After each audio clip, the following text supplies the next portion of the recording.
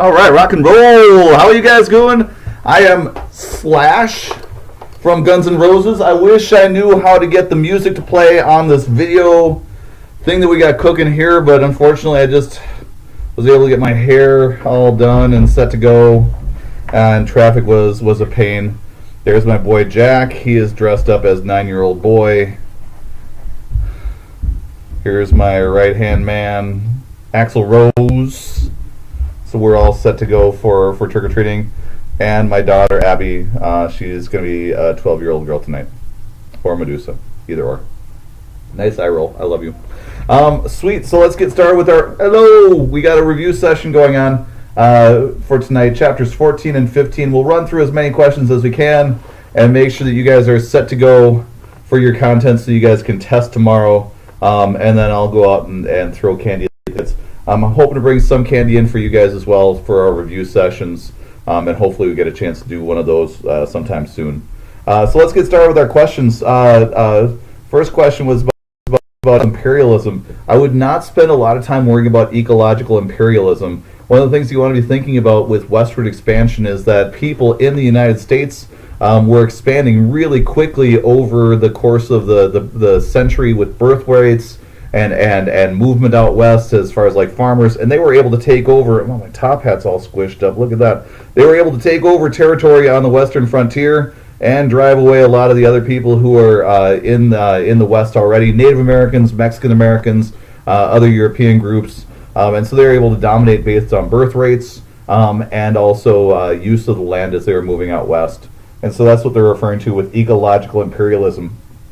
The next question was about deism.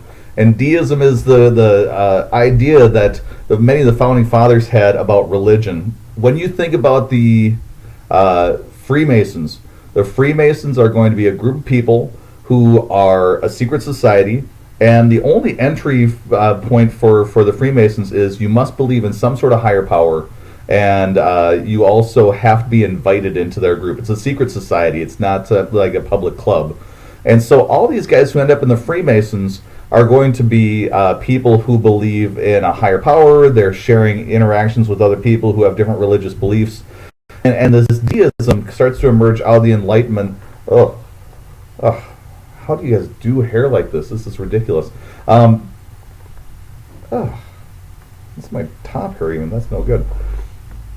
Deism is going to be the idea that religiously you believe in a higher power. There is a God. But they don't see it as like a Greek or Roman sitting on a throne throwing lightning bolts type of God. Instead, it's like a master planner, a builder of the universe who has built all these mathematical formulas for how the universe is supposed to operate.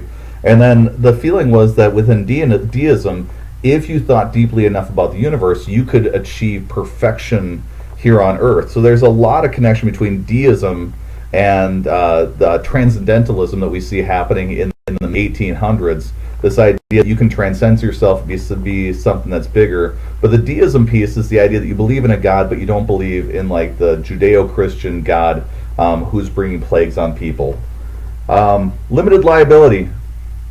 Limited liability is the idea that when you invest in a company inside of our country, instead of you taking on all the risks and responsibility of being the owner of a company by buying stock, you get to be part owner of a company by buying stock. But then if the company has a problem, if it gets sued, if there's any sort of problems going on with it, you can only lose the amount that you've invested in stock, but you can't actually be sued afterwards because the business that you invested in has gotten into some bad problems. So the example I use in class is I am invested in Xcel Energy. Imagine if Xcel Energy ended up burning down blocks and blocks of Minneapolis. My investment in Xcel Energy could go bankrupt, but it's not like I could be sued afterwards. By the way, killing the nose ring right now. I have no idea how you guys do a real one because just this fake one is pinching my nose, something fierce. Let me see here. Can you explain the difference, if any, between the railroad systems in the north and the south? Absolutely. The way the railroad systems in the north went is you're going to find a series of trains that are going to connect from city to city. Typically when a railroad is built, think about like the game Monopoly. They have the B&O Railroad, which is the Baltimore and Ohio Railroad connecting those two places. So typically it wasn't like an integrated network that would go all across the continent. It was from one city to another. In the south, you have a bunch of these little spurs of railroads connecting city to city. Eventually, within towns in the north, they're going to start building larger train stations that will serve as hubs to go off in many different directions, which will create a much more integrated network than what they had going on in the south. So let me see. Are there any certain artists, poets, or painters we need to know? Know the schools or the trends that are going on. Know about the Hudson River School, that artistic school in northern New York, that's going to be painting a lot of landscapes in the Hudson River Valley up around the Adirondack Mountains. You'll also want to know about the Transcendentalists, Romanticism. You'll want to know about that new literary style that's going to be coming out of Europe that really takes America by storm. But as far as like individual authors, like I told you in class, we really dove deep into the English, into the American authors back when we were teaming this class with English. But now, with them dialing back the number of books that they're asking you to read, their importance becomes a lot less important for connecting with your 10th grade English classes. What I would ask you to think about, though, is you will get some choice books that you get to read midway through the year, where you get to choose your own books that you'd like to read outside the books that they're asking to read. Some of those authors that you've got in your chapter would be really good ones to read, not just to satisfy your English credit, but also to help you here in the American history class. And like I mentioned to you, our kids always loved reading Poe when we did our teaming previously, and so think about doing that because that's a good author to read.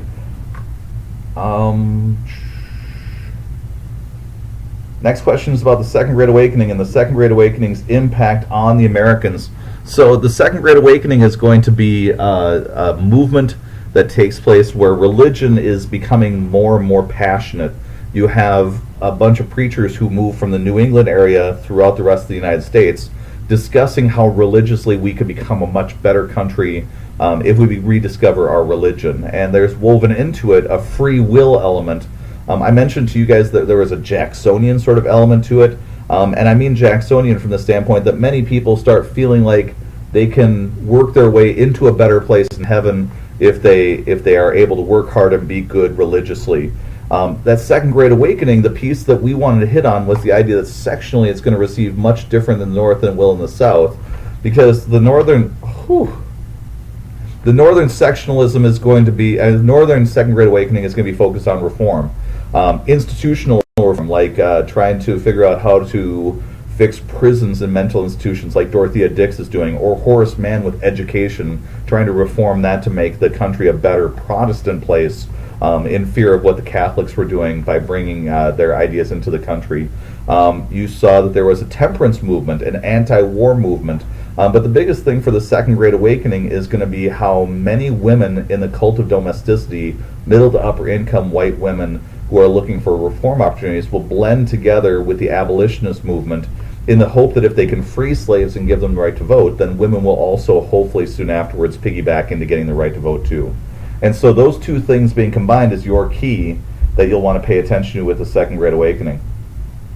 The next question asks about a related question, the burned over district. So the burned over district in New York is going to be the place where, after many preachers get started in this New England upper area, the next logical place for them to move is New York, especially using the Erie Canal down the Hudson River going down into New York, the most populated area you can imagine on the eastern seaboard.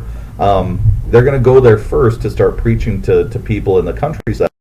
And so that's going to be known as the burned over region. There's a bunch of born again Christians who are very fired up about their religion. They're worried about fire and brimstone and hell and all that sort of stuff. And especially they're going to be feeling like they must do something about slavery, otherwise their chances of getting into heaven are diminished. And so this is where you're going to get your sectional tensions from, where in Massachusetts, New York, you're going to have a bunch of people who are rabid abolitionists who cannot compromise, because if they do, they're going to risk possibly not going to heaven. Meanwhile, you've got Southerners who are so invested in slavery with cotton production and land that they have no chance to give up slavery without destroying themselves economically, at least in their own minds. That's the way that they're viewing things. And so you've got a division between North and South as a result. Let me see here. Will we need to know about the Southern economic classes? it's not a bad idea to know about the southern economic classes. And so at the top, you've got elite planters who are owning dozens of slaves. They're very, very few in number. Next group down owns some slaves, but not a ton.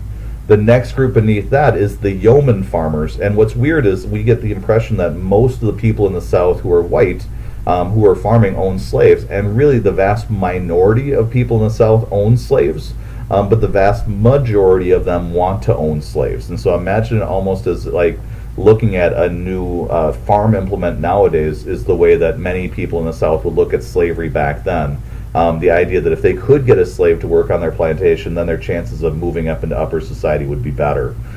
For many Southerners, there's also a feeling that while slavery is around, even if they're poor and farming, they'll be able to still be elevated in society compared to African Americans.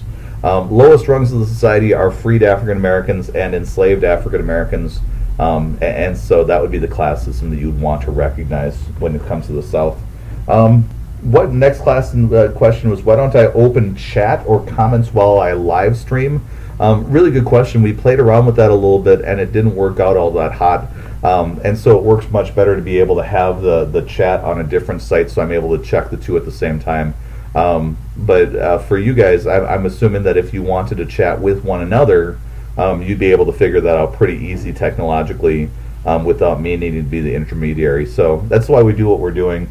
But I'm constantly trying to figure out better ways to do this, so I'll be looking into that. Lyceums, Dennis, question about lyceums. Those were the meeting places where you would have intellectual debates taking place in the colonies during this time. So you would invite in a speaker, kind of like William Seward or William Lloyd Garrison or some of the major famous people of the time, or you'd have a work being read, and then afterwards you would have a discussion forum where you would discuss the ideas of the time, and it could be modern politics, or it could go all the way back to philosophy, religion, or other sorts of topics. They were very, very free about talking about those sorts of things. And those sorts of meetings didn't necessarily need to be a Democratic or a Whig meeting. They could have groups blending into those spaces. And so you had a lot of politically charged conversations happening at lyceums. Let me see here.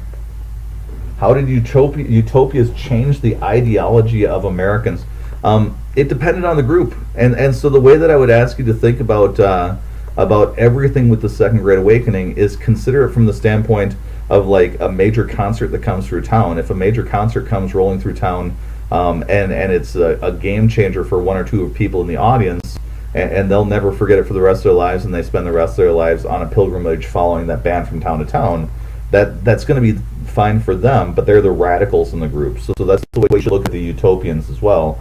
The utopian societies are not the mainstream. They're isolated groups that are breaking away to try out new ways of living, to experiment with radical ideas. And some of them are never going to catch on, like the free love ideas of the Oneida community or the community. It's not going to take off. There are other sorts of ideas that come along, though, like the utopian communities that have socialism as their underpinning. They're going to become very appealing to some elements of society who believe that there should be some sort of safety net or protection for the weakest in society to be able to have some sort of assurance that even if we're capitalistic, there shouldn't be just total cutthroat capitalism going on. For others, though, they're going to look at that and see it as the worst thing that could be possibly happening in society to society. So with the utopians, they'll test drive new ideas. Kind of like nowadays, people are free to go off and create their own little, slice of heaven on a farm field someplace. And if it catches on great, it can become mainstream. Like some of those radical ideas that became mainstream, at public education took off. The idea of reforming institutions is something that has a lot of followers. Temperance movement changed the Constitution in 1920 with the 18th Amendment, but especially getting rid of slavery, that became totally mainstream. And for women, all the women's rights stuff we were talking about with Seneca Falls became mainstream also. So that's the way that you should look at this chapter, is some things will just remain kind of crazy ideas that happen in the 1830s, and some actually will become ingrained.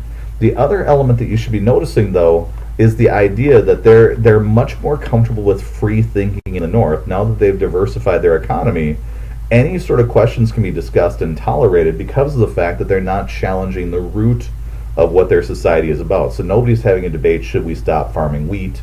Should we stop farming corn? Should we stop doing factories? Their conversations are more, should we have labor unions, which still allows the factories to exist, but it doesn't challenge the underpinnings there. Because the South is so heavily invested in slavery, not only are they not willing to discuss slavery, but anything that even hints at the threat to slavery means that you are jeopardizing every rich and powerful person's whole establishment, because they've been plowing every additional piece of money that they have into land and slaves.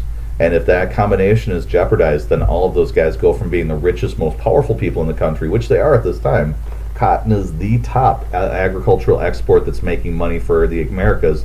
And when it's turned into textiles, it's even more important for northern industries. The fear that that's threatened is going to make them really, really nervous. What's going to be funny, though, is we're going to take, and not funny in a ha-ha way, but a funny in a sad sort of way, we're going to discover that after the Civil War, after all this work is done with these chapters, we're going to get to a system after the Civil War is done that's going to be equally as bad as slavery, and for many plantation owners, they're going to end up just fine after slavery is ended. When we should have equality, we don't end up with it. So that's all the questions I see for you guys tonight. I'm hoping that the rain stops, because this hair in the rain is not gonna do well, and I'm not even certain with a raging bonfire out in the front yard if wearing a flammable wig is going to pay off. But hopefully you guys have a happy Halloween, have a safe Halloween as well. And then tomorrow when you come to class, if you do have any additional questions you want to email tonight, or you want to talk to me about before the test, that would be absolutely fine. Thanks again for being willing to come this early to a review session. If you were one of the people who came after school, I'm impressed by that as well. But let me know if I can help out. Good luck tonight, and I hope you do well tomorrow. Have fun.